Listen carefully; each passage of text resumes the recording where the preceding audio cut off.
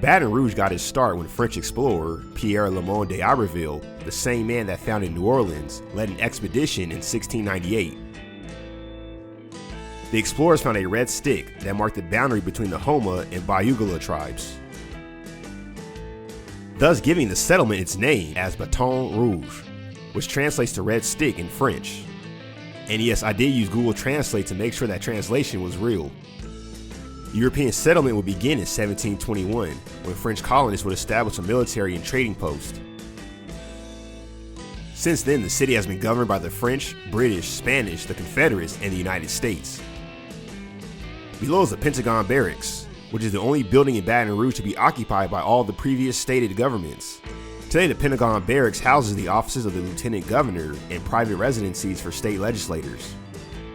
The Baton Rouge skyline is dominated by the Louisiana state capitol.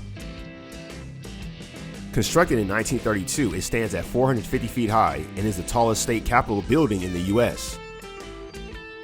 Louisiana Governor Huey P. Long was instrumental in getting the Capitol building built, replacing the old Capitol building, which we'll be visiting next. Unfortunately for Long, he was assassinated in the building in 1935. In 1982, the Louisiana Capitol building was listed as a National Historic Landmark. Our next stop is the old state Capitol building. In 1846, the state legislature voted to make Baton Rouge the state capital to replace a quote-unquote sinful New Orleans. And on top of that, many state legislators feared a state's consolidation of power being in its largest city.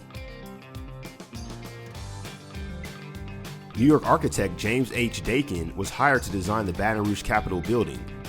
Rather than mimic the National Capitol building in Washington, D.C., as most of the other states had done, he designed a neo-Gothic medieval-style castle overlooking the Mississippi River.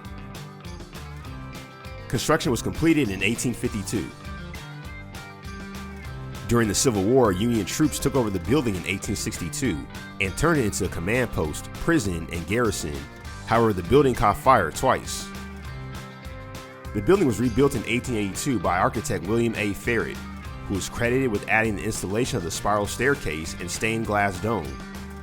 Today it serves as a museum of political history.